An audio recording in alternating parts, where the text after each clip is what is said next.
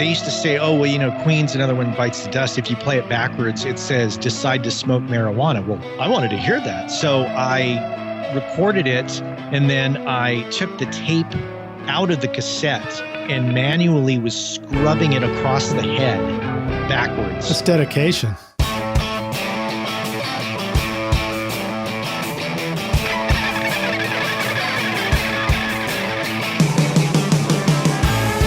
Welcome to Recording Studio Rockstars. I'm Lid Shaw, and this is the podcast created to help you become a rock star of the recording studio. Hello, Rockstars. It's your host, Lid Shaw, and welcome to Recording Studio Rockstars, bringing you into the studio to meet with recording professionals to hear their stories and learn from their experiences so that you can make your best record ever and be a rock star of the studio yourself. My guest today is Matt Boudreau, a producer, recording, mixing, and mastering engineer from San Francisco. Matt is also the host of a fantastic podcast that you should be listening to called Working Class Audio, where he interviews many of the top studio professionals. His 34-year career path started out in New Mexico before moving to San Francisco in the 1980s as a drummer in the bands The Sextants and 7 Day Diary, where he was first introduced to making records with great producer engineers like Larry Hirsch, Joe Ciccarelli, and Gil Norton, sparking his interest in recording. In 1994, Matt began his journey to the other side of the glass when it came time to trade in his drumsticks for faders. And since then, he has worked with a great number of artists in the studio, including, and I've got a huge list here, Steve Earl, Matchbox 20, Shawn Colvin, the Bodines, the Shins, Death Cab for Cutie, Tori Amos, Florence The Machine, Thomas Dolby, the Jayhawks, Ziggy Marley, Joan Osborne, Sarah Bareilles, and George Thorogood, to name just some of the credits. And on his podcast, Working Class Audio, you can find all sorts of great episodes with stellar guests like Brian McTear, Jim Scott, Larry Crane, Reid Shippen, Eric Valentine, Kim Rosen, Warren Huart, and many others. So I highly recommend you go check it out. It's great stuff. In a lot of ways, it's similar to what I do here on Recording Studio Rockstars, but just so many cool episodes. Though we've only just met, I'm really psyched to have my, quote, brother from another podcast on the show today. Please welcome Matt Boudreau to Recording Studio Rockstars. Matt, are you ready to rock, my friend? I am so ready to rock. Nice, dude. Well, I've done a little bit of an intro, but I'd like to hear you tell us more about who you are and where you're from in your own words. And I've got a starter question that I want to test out on you, if you don't mind. Do you mind if I give you a brand new question? Absolutely. Trial by fire. All right. So what did starting out in audio sound like to you? What were some of the sounds of the beginning of your recording path? I didn't know it at the time, but I think in my early years, as a kid and growing up, just the tone of records that I was brought up on, because I had two older brothers and an older sister. So from my sister, it was like Linda Ronstadt and Pat Benatar. From my older brothers, it was Kiss and Leonard Skinner. From my parents, it was Willie Nelson and Emmylou Harris. And just the tone of these records was, I think, maybe an early indication that I was interested in audio, although I never really knew it. I remember, I think it was one of my older brothers made a comment. I had made a compilation of productions that I really were into before I was a recording engineer. And on there was a Bee Gees track. I think it was from the Stayin' Alive soundtrack, and it was You Should Be Dancin'. And although I was at heart kind of a metalhead, partially from new wave of British heavy metal, at the time I just thought, this is amazing how this sounds. and he commented, he said, the songs you've put on this compilation sound amazing. It's interesting that you would choose these songs. And he was just commenting, and I didn't even think anything of it. I was just like, yeah, whatever, dude. I'm just listening to songs that I think sound really great. So do you know that there's a backstory to that song and me in this podcast? No. I have right in front of me the MCI, the custom-built MCI board that Jeep designed and built for Studio C at Criteria Sound. It's the same board that recorded You Should Be Dancin' for the Bee Gees. Okay, that's just too weird. I thought maybe too small world. I thought maybe you intentionally dropped that reference in there. No, I did not. That's pretty crazy. Yeah. So, well, that's cool, man. You definitely had a mixed influence of music. Now, how about like the sound of you playing music or the sound of you learning music? Not to sound cliche, but one of the things that happened to me as a kid is one of my older brothers, once again, gave me a cassette recorder, and he gave me, I think, an Elton John tape. And I came back to him like probably 2 hours later and said, do you have one that I can record myself on, or I can record other things on, thinking that I needed a different machine. And he said, no, that's just a blank cassette. Let me get you one. And so he got me a cassette, and I started to record things. Like I had the single of Queen's, another one, Bites the Dust. And at the time, I remember people talking about the trend or the mystery or whatever it was. It was all just, garbage anyway, that people were talking about backward masking. Right. That was, I think that just showed up on Facebook the other day. It was Stairway to Heaven being dissected by evangelists, but the evangelists were flipping Stairway to Heaven to be backwards. And then somebody took the entire TV episode and flipped it backwards so that the evangelists were all in reverse and Stairway to Heaven was forwards. Well, I took they used to say, oh, well, Queen's, another one, Bites the Dust. If you play it backwards, it says, decide to smoke marijuana. Well, I wanted to hear that. So I recorded it, and then I took the tape out of the cassette and manually was scrubbing it across the head backwards. Wow. That's dedication. To hear that. And then it occurred to me after I cut the cassette up, I was like, oh, I could just take my finger and turn the record backwards, you fool. But, I was pretty young then and just a kid and discovering it. And then, of course, drums kind of came into my life and really kind of became a distraction to the recording career that would come later and dominated my life for many years. Nice, man. How about the sound of some of the bands that you guys were playing? The band that I was in that meant a lot to me was this band called the Sextants.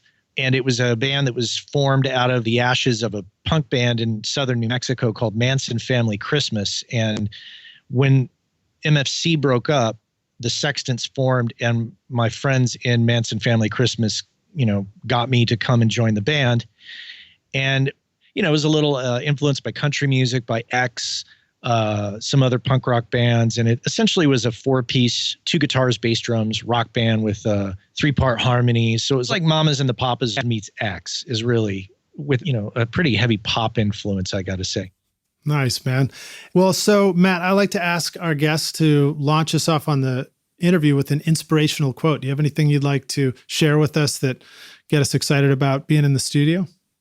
I just think that life is short.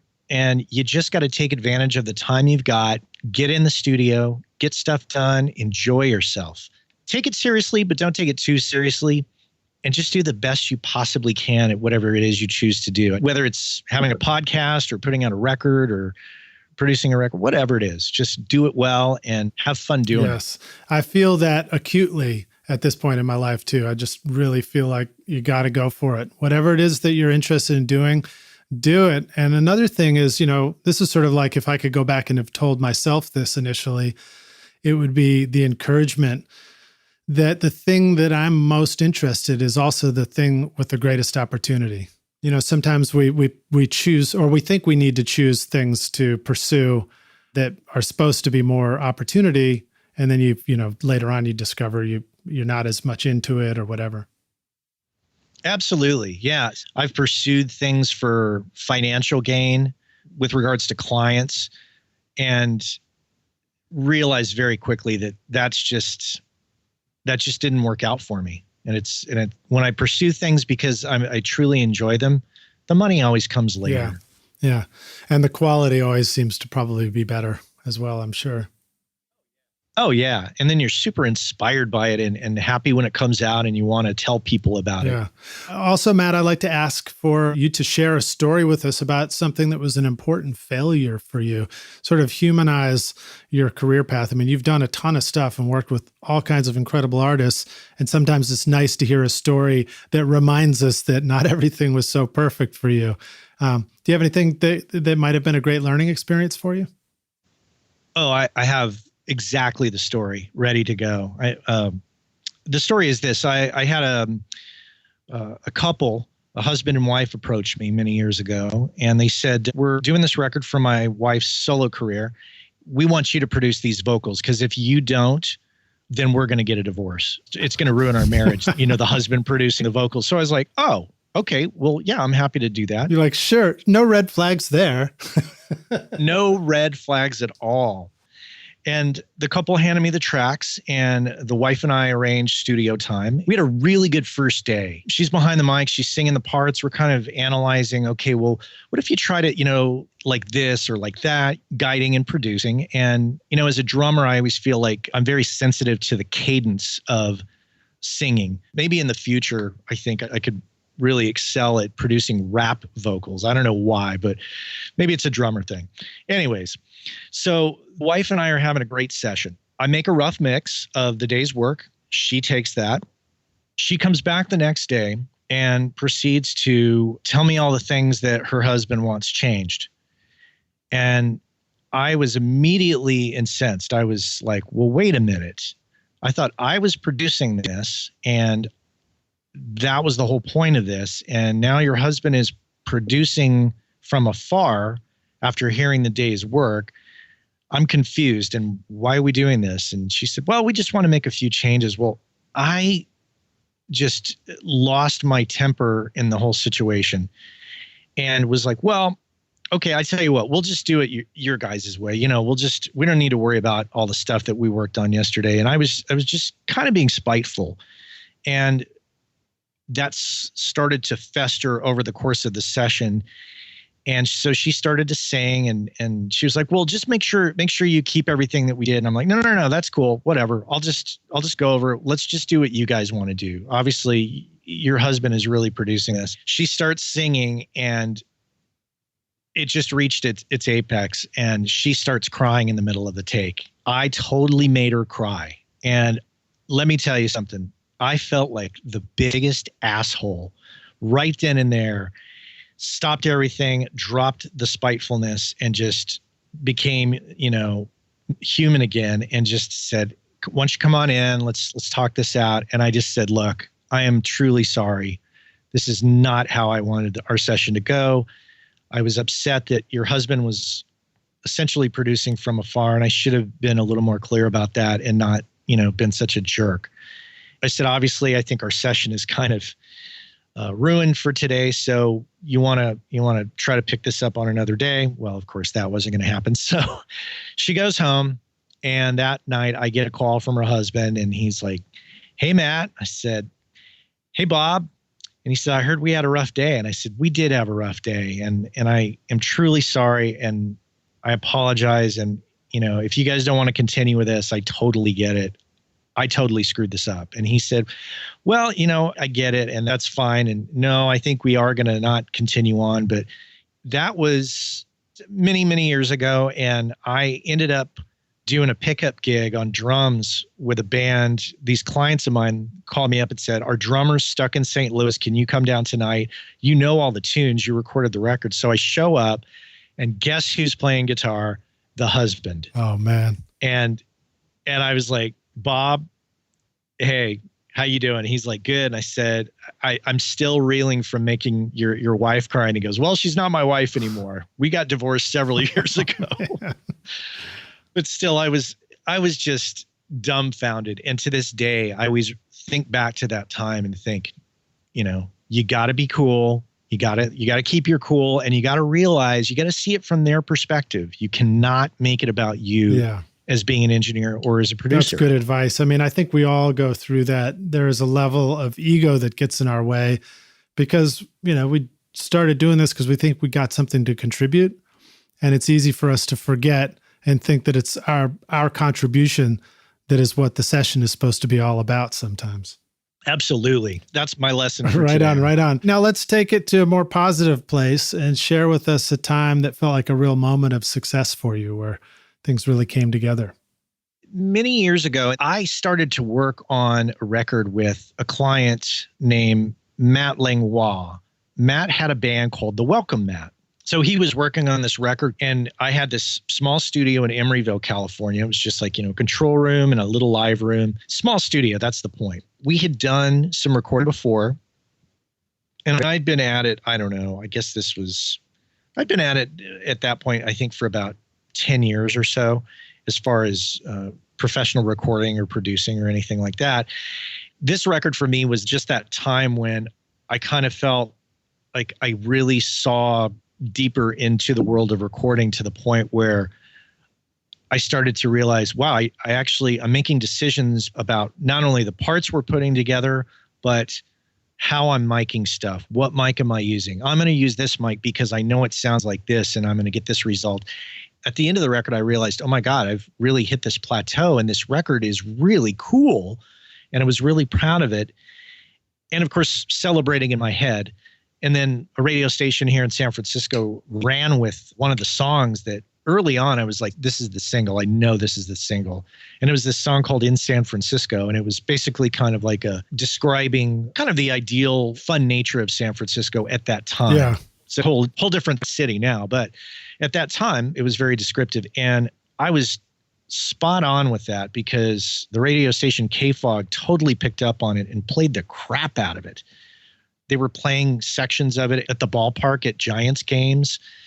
It eventually decayed and went away, but it was just a moment in time where I kind of felt like I hit a plateau for myself with not only decision making in the recording studio for not only just the engineering aspects, the mic placement and all that, but also the part suggestions, tempos, and everything that goes into making a recording. And it felt like a personal victory for me that was really kind of hard to share because only I could really see the improvements that I had made in the studio. So it was a private celebration, we'll say.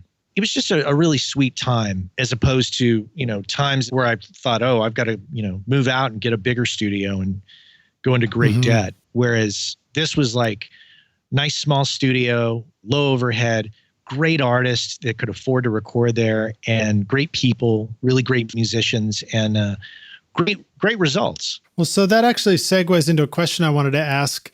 It's one kind of a typical question I like to ask, which is just simply, how do you capture a great performance in the studio?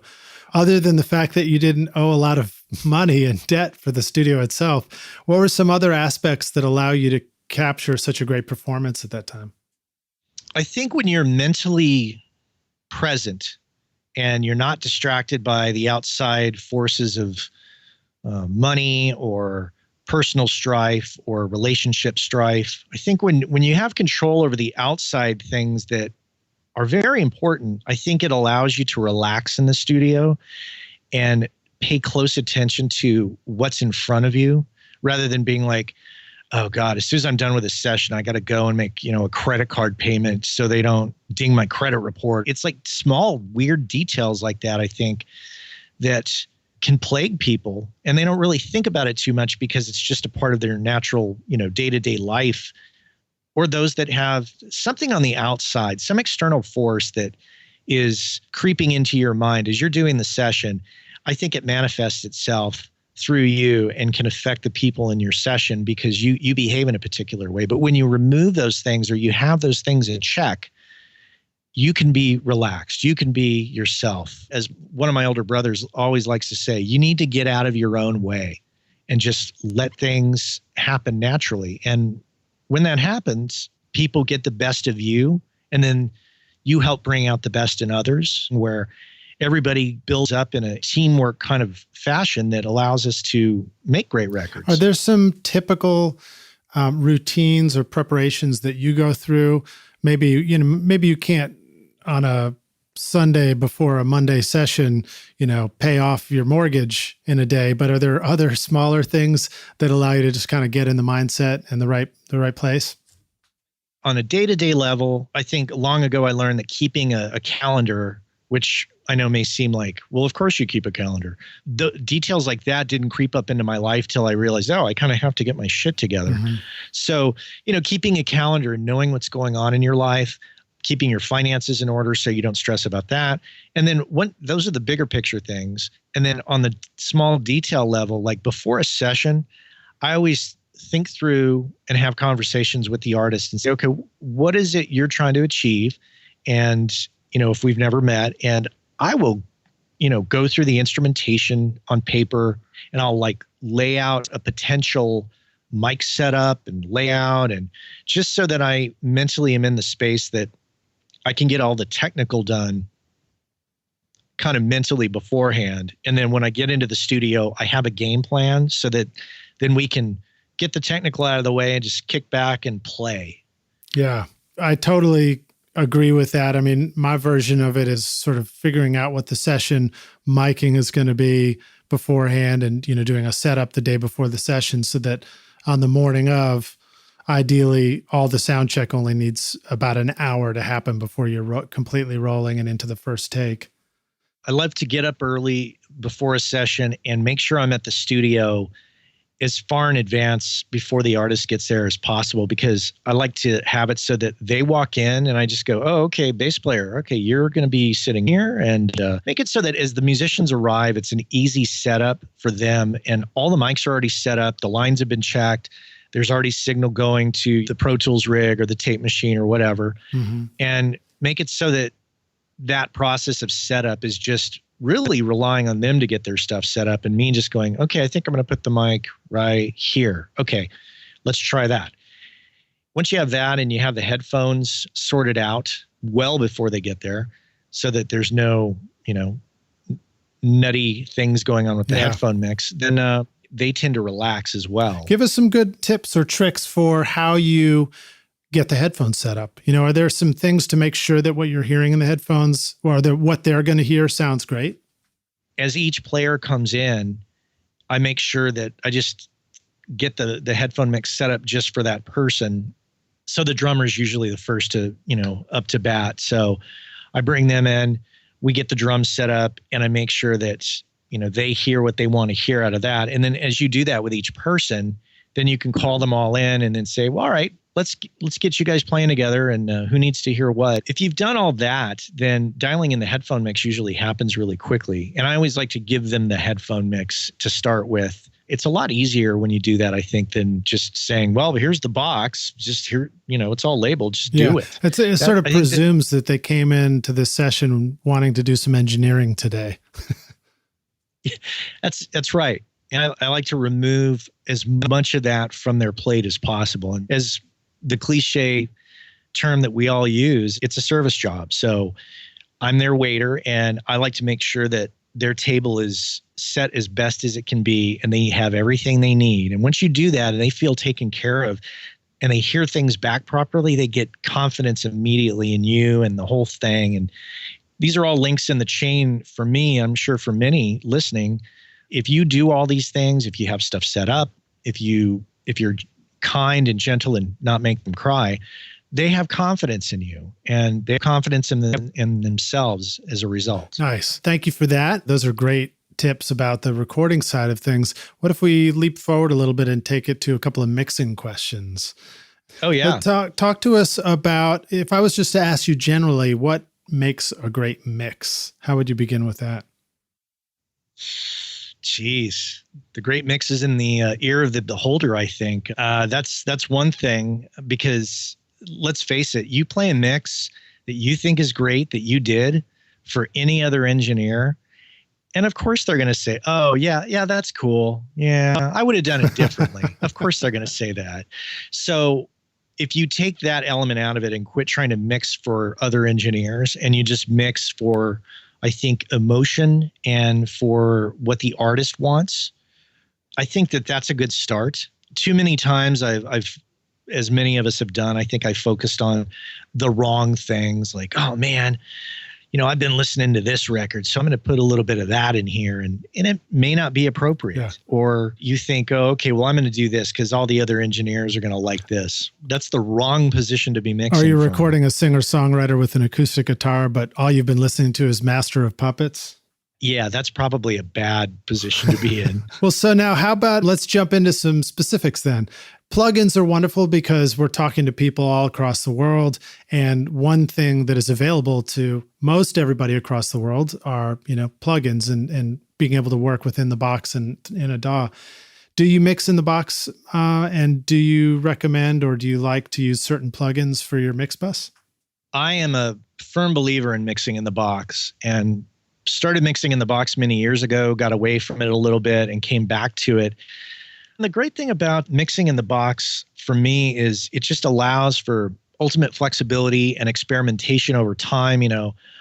Not like you can experiment with an SSL and some outboard gear, but your plugin list is generally, I'm sure this is the case for many people, you have a lot of plugins and you haven't really thoroughly gone through all of them. And so it's a chance for you to really test out different ones over time and really kind of see how they operate. I'm very fortunate to have some relationships with, Universal Audio and McDSP, so that I tend to get exposed to a lot of plugins, sometimes before they hit the market. But looking at my stereo bus, the first thing I see is the Chandler Curve Bender, the new Oxide Tape plugin from Universal Audio. And, they also have the Studer and the ATR. I have the Shadow Hills compressor on there, followed by the Oxford limiter. Strangely enough, I have the McDSP retro limiter after that. And, depending on the song and what's going on, that will change. It's not always the same from song to song, but generally once I get a successful mix going with an artist, like in this case, the guy came to me and he said, let's mix it through the API over at 25th Street Studios in Oakland, but let's just do it in 2 days. And I've got like 12 songs. And I was like, oh man, really? I said, if we're going to do this, can we either get more time or can we mix it in the box, or really trying to maximize how much time we got versus the dollar spent. And I said, I tell you what, before we book any time, let me mix one in the box for you and you see what you think. So he heard it and he said, this is fantastic. So nice. What's it going to take to do this? And I quoted him a price that was super favorable. And I said, the bonus of this is it allows me to take my time and do what I think is right. And it allows you to have some recalls so we can make some changes. And it's not a rush job. Right. He signed up. And once we had the first successful song, I started to use that as a template for the other songs and just modifying as I went. That's cool, man. Well, that was a great story. I appreciate that. And I'm totally with you. I had tried through my console, I tried out of the box, I tried in the box, I tried going out to outboard compressors. And in the end, I feel like I graduated towards realizing that I could do great mixing in the box. And I also had a lot more elbow room, flexibility doing it that way. Also, I think it just as far as a long-term choice, it sure is a whole lot easier to maintain your Pro Tools rig than it is to try and maintain an entire SSL console. Matt, how about sharing with us a secret for mixing great drum sounds? What are some things that are fun to do to make your drums sound really cool? Keeping the drum kit in phase. How about that? All right. Any tools that you like to use for that? It depends if I'm the one tracking or if I'm the one mixing. If I'm the one mixing and I'm getting stuff handed to me, one of the first things I do is just start going through the drums, listening to each drum. If there's a top and bottom snare, double checking visually and listening wise, is this in phase? Okay, that's good. Is the snare in phase with the overheads? All right, good. If not, if you're in Pro Tools, you could just invert it. If it's not exactly 180 degrees off, you can always use the IBP tool from Little Labs in plugin form or in hardware form. Once I have confidence in the drums, I'll export everything out because I now mix in Studio One from PreSonus, which is just one of the great rising DAWs in the pack. It's a dream to work in for me for mixing. I'm still getting in the hang of some of the other features as far as recording, but I'm brand new with it right now. I'm just learning how to use it, but I'm really impressed with exactly the way you said. It's a rising star in DAWs. They are moving quickly, and I think they're very serious about doing it. And they also just got hit by a big flood down in Louisiana, and I hope they are doing very well recovering from that.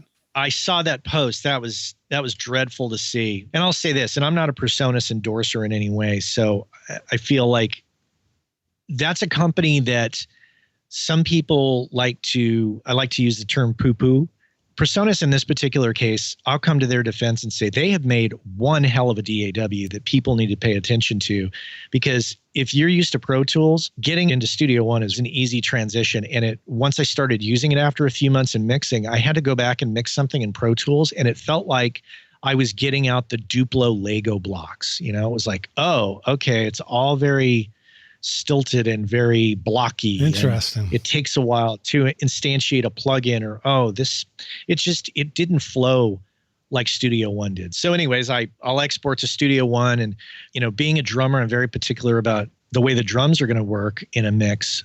I'm a big fan, and admittedly so, of Slate's Trigger. Mm-hmm.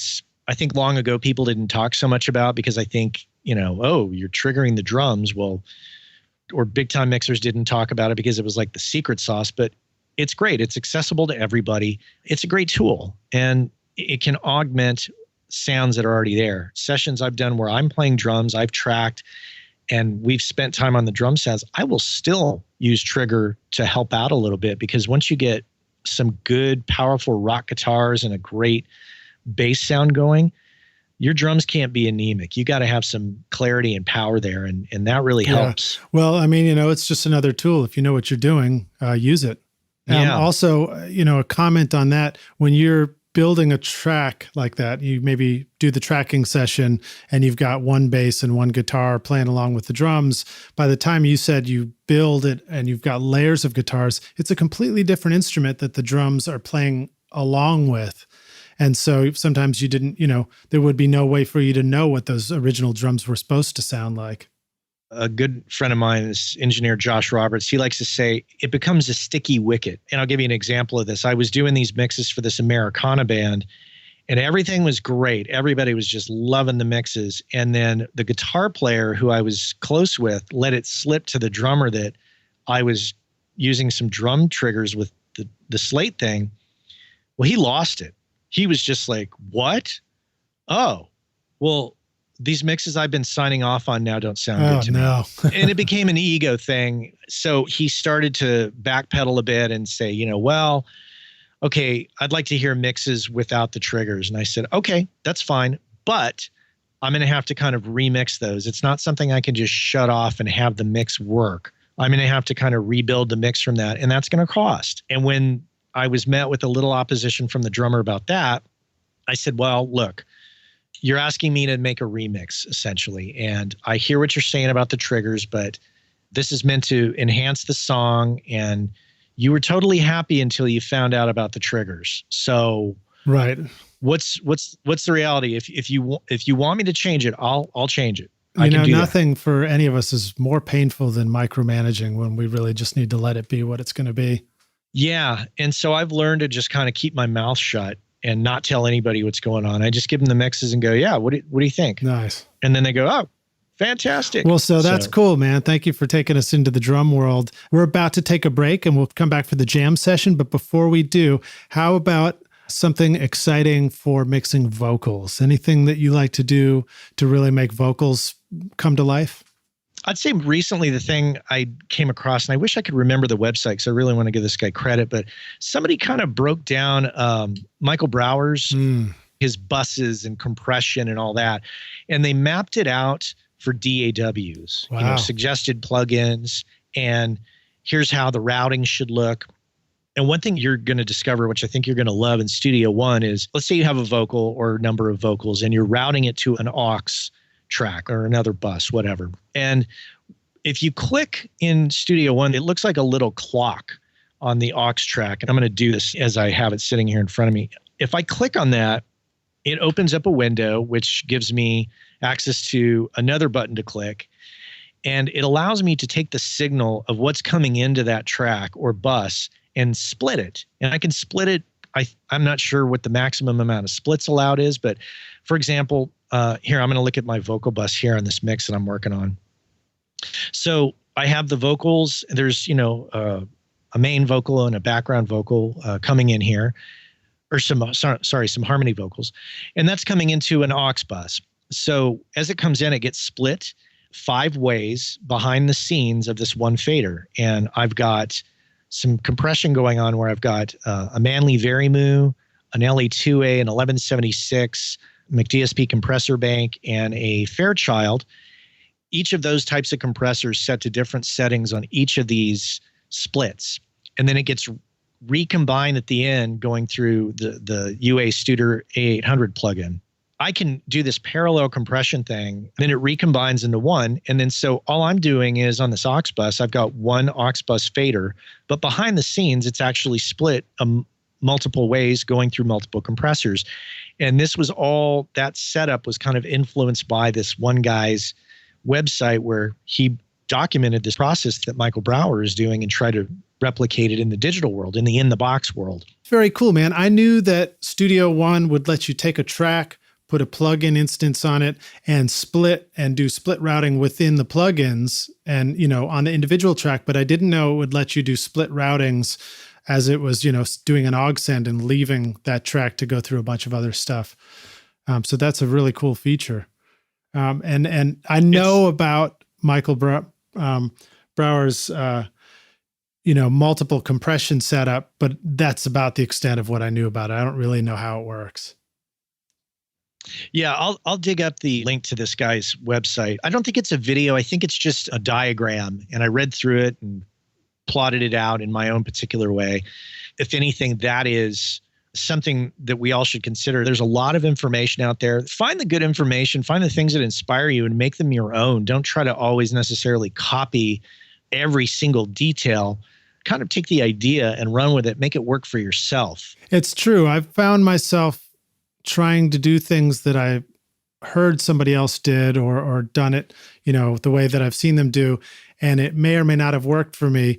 But when you just sort of tweak it and you try different amounts of everything, you shift it this way, shift it that way, you begin to find things that work for you. And it's very cool. You sort of include them in your normal arsenal of how you want to mix. We'll take a break here and then we'll come back for the jam session, our series of quick rapid fire questions and answers. But before we do, Rockstars, I want to remind you that our guest today is Matt Boudreau, and we're going to include links in the show notes to all the stuff we're talking about. You can find that at recordingstudiorockstars.com, or if you want to use the short version, you can just put in rsrockstars.com, and we'll have clickable links right through there. If you're on your iPhone, listening on the podcast app, just pull up this episode. You'll see the logo there. Touch it. Should dissolve magically into the show notes. And again, you can just click through there and stay tuned for the jam session. Hey everybody, it's Lid Shaw, and I want to thank you so much for listening to this episode of Recording Studio Rockstars. I really appreciate you, and I really appreciate your time. And as a way of saying thank you, I've created a special mix tutorial just for you, Rockstars, totally free, called the Mix Master Bundle. With it, you get over 2 hours of detailed videos watching over my shoulder as I mix a song in my studio. Plus, I give you the free ebook that explains how I recorded the tracks. And you get downloadable multi-tracks so that you can practice your mixes, including the Pro Tools session file, using nothing but stock plugins in Pro Tools, all of which you would find in any other DAW, whether you're on Logic or Studio One or Reaper. Maybe you're struggling with trying to improve your mix technique, or maybe you just simply don't have access to multi-track files or can't record a full drum set in your studio. I wanted to give you a chance to create your own mixes from full drum kit, bass, and guitars recorded in my studio. The song is called American Winter, and it's off my instrumental record, Skadoosh, and it's all available for you totally free right now. All you need to do to get it is text Mix Master Bundle to 33444, and I'll send it directly to your email. Again, that's Mix Master Bundle with no space to 33444, or you can go directly to mixmasterbundle.com, enter your email, and I'll send all the files directly to you. Thanks so much, Rockstars. We'll see you guys in the jam session. Cheers. Hey Rockstars, it's Lid Shaw, and welcome back to Recording Studio Rockstars. I'm here with my guest today, Matt Boudreau, and we're about to jump into the jam session. Matt, are you ready to jam? I think I'm ready. Cool. Let's see what happens. All right, well, you may get some repeat questions here, but we'll see how it goes. When you were starting out and recording, what was one of the things that was holding you back? Equipment. Access to equipment, and then that changed because I started to go to work for a pro audio sales company, and I was able to borrow equipment over the weekends. Nice. And so this was at a time, though, when a recording studio was quite a big beast, right? That's right. And it was actually around the time of the emergence of the ADAT and the DA88. Mm-hmm. I remember that well. In fact, when you were sort of joking around about the ADAT Mackie combo, that was exactly what my first studio looked like, the one that I sort of cut my teeth in, Alex the Great. Here I was in Nashville. My internship had come from a place with beautiful Neve desks and analog tape and Mitsubishi X32 track digital tape machines sitting in the closet. And I went over to the ADAT Mackie studio and I was like, these guys are making cool records. This is where I want to make records. So I remember that time. Yeah, it was helpful to be able to take home a couple ADATs and blend that with some gear that I had, like a Mackie board, and, make some Weekend Warrior type recordings with bands that I was interested in. Now, if you were starting out again today, and I'm sort of leaping forward to a different question here a little bit, would you be faced with those same obstacles today that you were faced with back then, with the gear and the equipment? I think the difference between the two time periods is in those early days, I didn't have very much experience and really didn't know what I needed. And if you compare that to today, if I were to start over again today, which essentially I kind of did after the end of my last studio venture, I sold off a ton of gear and just kind of pared it down. When I'm giving advice to people who are like, I need to start recording and I'm new to it, what do you think I should get? And I always just say, you know what? Just get yourself a DAW of some type, an interface that will accommodate number of inputs you think you need. Just start digging into it. Don't overspend, because you're probably going to change your gear in a couple of years or a year, and just get your feet wet and just start screwing stuff up and making mistakes, because that's how you Nice. learn. I like that. That's advice that says, don't get so worried about what your gear is that you're starting with. Just start. So now how about Matt, some of the best advice that you received about recording? When it comes to equipment, don't get yourself in an uncomfortable position financially. I've done it. I've seen others do it. I know that I always talk about this in my show, but finances are a very important thing. Don't overspend. Don't go into great debt. And I think that that will have a positive effect in all directions, including your recording worlds. Use what you have. If you've got a Zoom recorder to record something, that's what you've got. Make the best of it. If you don't play your cards right, you're going to be in debt for a long time and paying like 3 times the amount for that stuff. So just quick segue. Actually, the church that I've been going to has been talking about finances recently. And one of the comments was that when finances are sort of in control of you, as opposed to when you have control of your finance and you are able to save money and you don't feel that stress, money gives you options, which I think is another way of saying what you're saying. So like if you are careful about your finances, you're going to find yourself with more relaxed options about what you might choose to do next with your music, with your recording, with your studio. And I think that can be very powerful. Absolutely. And I think back to one of my older brothers gave this advice long ago about credit cards. He said they can keep you warm or they can burn you up. Or they can be ice cold if you have to freeze them in a block of ice and stick them in the freezer, that old trick. Oh, yeah. That's a great idea. All right. So you've already given us plenty of these, but one more time, share with us a great recording tip, hack, or secret sauce, something that rock stars could use today in the studio. Concentrate on your monitoring setup. That is key. If you can make sure that wherever you're mixing, if you're mixing, I'm not a big fan of mixing in headphones, but if that's what you're doing, fine.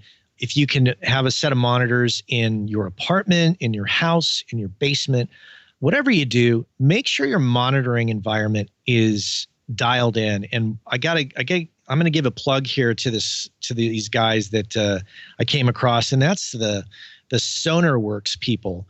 They make a room analyzing plug-in combo that allows you to take a room and find out what the strengths and weaknesses are in it from an EQ perspective. And it creates basically an inverse EQ curve that is applied to a plugin on the back end of your mix. So it helps to take those anomalies out of your mix that you might be applying to your mix based on a funky room. Now, that being said, try to treat your room, of course, and get your room sounding good. To kind of take it the rest of the way, if you're in doubt, the SonarWorks setup is super cool. I use it on every mix, and when I'm ready to print the mix, I just take the plugin off, print the mix, and translation is spot on, super powerful. So you can have all the bells and whistles and plugins you want, but if your monitoring environment is compromised, you're kind of shooting yourself in the foot. So make sure that's dialed in. And if you're in doubt, check out that SonarWorks thing. I think that's really helped me a lot. Well, that's very cool. I mean, as you know, Carl Tatz is on the show, and he has the Phantom Focus System, which is sort of like the penultimate version of monitoring. But he even said, as a first step, short of that, if you're not at that place where you're ready to really dial in your control room and you want to sort of go for some low-hanging fruit, he even recommended that those EQ plugins can help. They're not the same as having a custom designed studio, but they can make a big difference. So that's encouraging to hear you say that, especially the translation thing. I think that's key. That's what it's all about.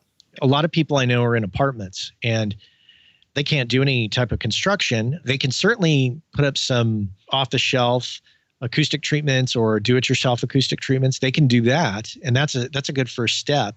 But if you really want to kind of take it the rest of the way, if you're in doubt and you don't have the skills of a great acoustician, I discovered it long ago, tried it, and was like, oh my God, this is amazing what my mixes are doing now as a result. That's cool.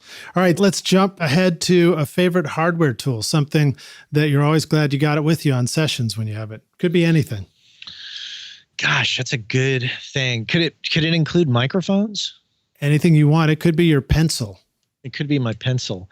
One thing I really rely on in a session is Google Docs, the spreadsheet section, because I'll set up the session in a spreadsheet as far as instruments, what that is mic'd with, the outboard gear, all of those details. And then I pull it up on my phone. So the Google spreadsheet along with my phone at a session, especially when it's just me doing all the setup, becomes an indispensable tool because I'm able to go, okay, kick drum, what did I say for that? Oh, okay, there we go. And then I can just check it off on the spreadsheet. And then I open the spreadsheet at the computer in the control room and can go through and once again reference it, see what I've plugged in and make sure I haven't missed anything. That's one thing for me that works. That's not an audio tool. That's cool. And you kind of jumped ahead to answer my next question, which was what's a favorite software tool for the studio? But is there anything that you might want to add to that? I'm totally down with Google Docs. I use it all the time and I love it. That's how we do our mic setup, between my assistant and I could fill that out from the house and he'd have it in the studio if he was going to set up the mics. Well, so now how about sharing with the rock stars a resource for the business side of recording, something that they need to know about, making a living doing this? Could be a tool, could be advice, could be a person. Okay, I'm going to totally do the shameless thing. I'm going to plug my own podcast because on my podcast, that is a major thing that we talk about that and a lot of information that I've kind of gleaned over the years. On my show, I've got a recommendations page and I like to point people to things, tools or books that I find are helpful to kind of build the bigger picture, because recording is more than just some mics and a DAW or all the gear. That's one part of it. Those are the tools that we use, but there's a lot of other tools I think that help with the mind, that help with the mindset, that help with the outlook. That I like to focus on the big picture of all of this stuff together. I think it all influences each different thing in the chain or the spoke on the wheel, of whatever analogy you want to use. Yeah, I like that. Well, so now there was a question that I wanted to ask earlier, and I'm going to ask it now, and I apologize for not asking it sooner, but we didn't really get to talk much about your podcast. And I wondered if you would like to share with us a great story from one of your favorite interviews, anything that really stood out that you want to talk about. I'll point out something that goes back again to my story about making the lady cry in the studio. And that is probably one of my most popular shows has been the Andrew Scheps episode. And Andrew said something in there that it pertains to recording. And it's very simple. And people have quoted it back to me and I just laugh because they talk about, oh, you should make a shirt that says this. Andrew's advice, don't be a dick. Just be a nice person. Be a supportive person. Be a thoughtful person. And if you could come into the studio and bring your operation, your circus into the studio, man, I want to do everything I can to help make it a fun time so that it comes out and achieves the goals that you want to achieve. So Andrew's advice about don't being a dick, I think, is super important. I like that.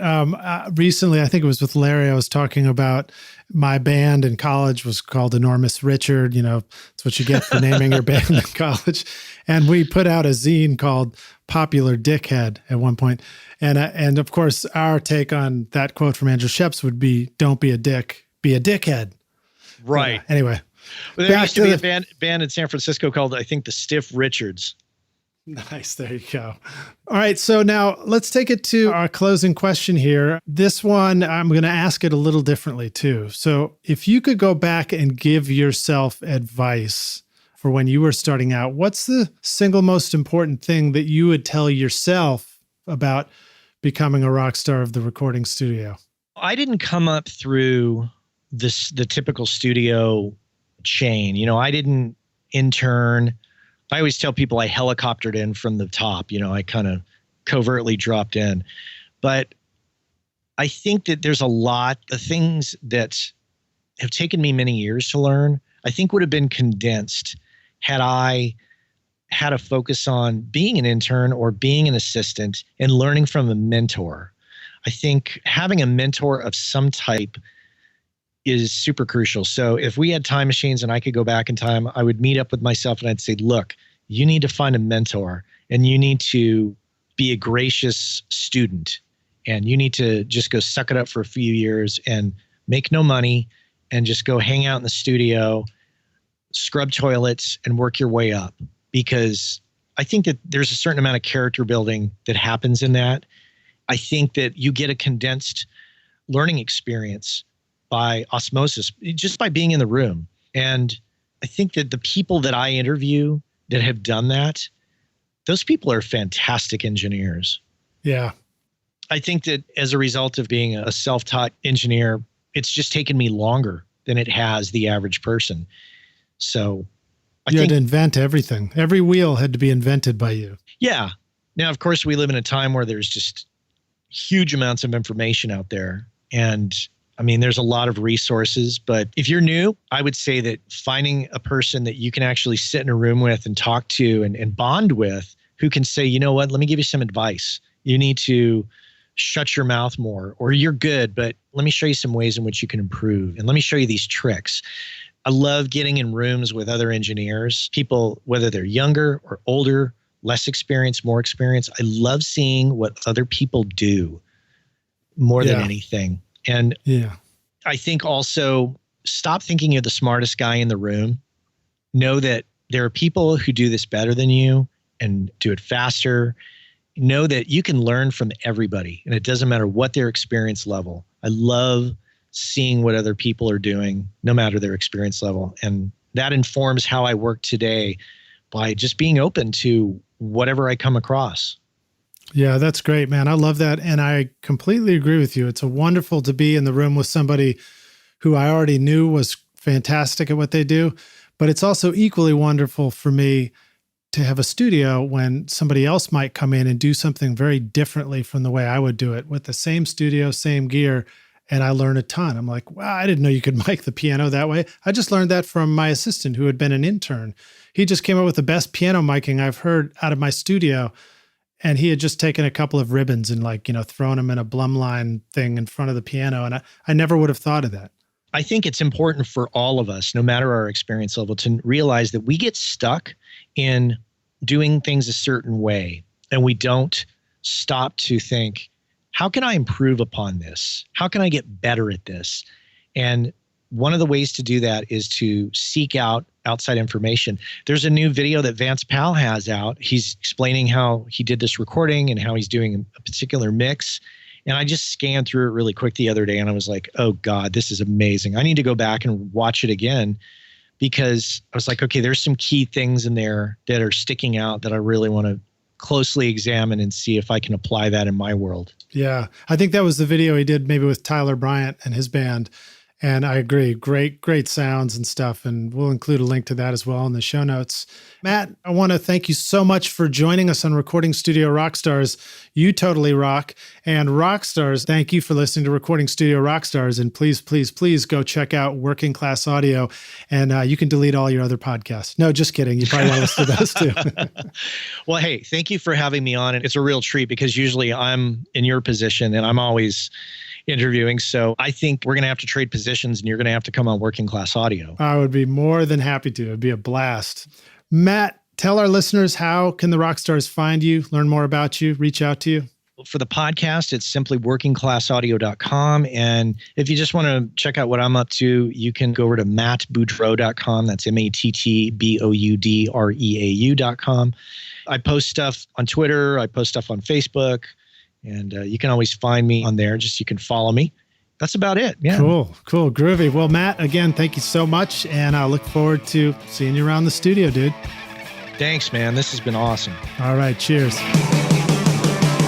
Thanks so much for listening to Recording Studio Rockstars. If you enjoyed the show and want to help make it better, please leave a rating and review on iTunes to help reach more people. You can click directly over to iTunes or go to recordingstudiorockstars.com/review for an easy explanation. And if you want more free content, all you have to do is text RS Rockstars to 33444. Again, that's RS Rockstars to 33444, and I'll keep you in the loop with articles, videos, and podcast updates. And I'll let you know about any upcoming giveaway offers, all totally free. Thanks for listening. I'm Lid Shaw, and this is Recording Studio Rockstars. Now, go make great music.